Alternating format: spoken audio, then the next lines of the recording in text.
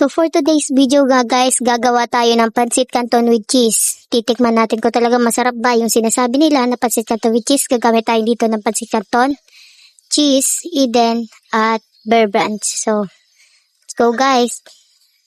Gawin na natin to. Unang-una magpakulo muna tayo ng tubig. Sakto lang yung tubig natin para pag naluto yung pancit canton is wala siya yung sabaw. At sakto lang din para maluto yung pancit canton dahil ako talaga is ayaw ko talaga yung may sabaw sa pancit canton. So I prepared na kontian nyo lang yung tubig, yung saktong maluluto lang yung pancit canton nyo. So kuluin muna natin yan at pag kumulo na saka natin ilalagay yung ating pancit canton. Dahil dalawa yung pancit canton na binili natin, isa lang ginamit ko dahil gusto ko lang talaga siya i-try guys kung talagang masarap ba. So hindi pa ako sigurado kaya isa lang muna yung ginamit ko dahil nangihinaya ako sa pancit canton guys. So yan, kumukulo na siya guys. Pagkatapos yung pagkulong-kulo na siya at sa tingin nyo naluluto na yung pancit canton, ilagay na natin ang Bear Brand. Bear Brand, depende sa inyo kung gusto nyo ubusin yung Bear Brand or para sa akin di ko siya inubos dahil masyadong marami. Yan, haluin natin guys. Haluin natin siya at hayaan nating ma-absorb ng noodles yung gatas na inilagay natin. Kung wala nga pala kayong gatas, pwede naman kayo mag-iba. Depende sa inyo kung anong gusto nyong gamitin. At ito na guys. Nilagay na natin yung mga pancit canton seasonings. Nilagyan natin ng Eden at nag-add din tayo ng chili powder. Kaya ganyan yung naging itsura niya. Medyo nabuhay yung color. Wow! Ito na guys. Ito na yung final look niya. Talagang creamy kinalabasan niya. Pero hindi pa ako sure sa lasa niya. Kaya titikman pa lang natin to guys. So, tara.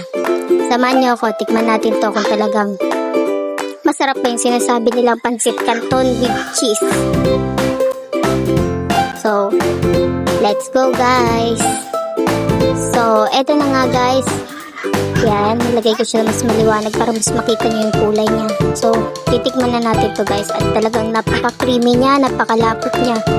At tingin ko ay masarap to. So, from the moment of truth, tara, tikman na natin.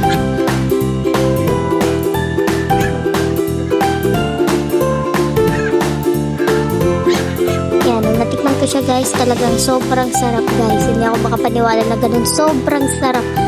Ganun kasarap yung nagawa ko. First time kong ginawa to pero grabe, perfect yung kinalabasan ng ginawa ko. Talagang pag may effort ka sa pagkain sa isang bagay, pag pinaglaan naman ng effort talagang maganda yung resultang kalalabasan. Ay, umugot pa, pancit canton lang. Grabe, ang sarap guys. Marirecommend ko talaga sa inyo to. Kasi bukod sa hindi mahal, guys, masarap pa siya. Creamy siya. Mas creamy siya sa buldak carbonara na nabibili nyo. Guys. Kaya, marirecommend ko na kaysa magbuldak kayo, eto na lang ang lutuin nyo. Mas marami pa kayong magagawa.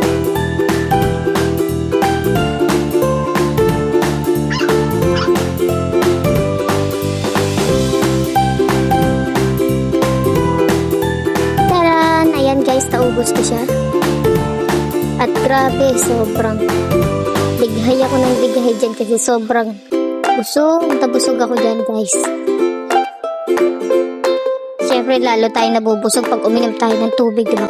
At okay na okay siya guys, legit yung sarap. That's all, bye!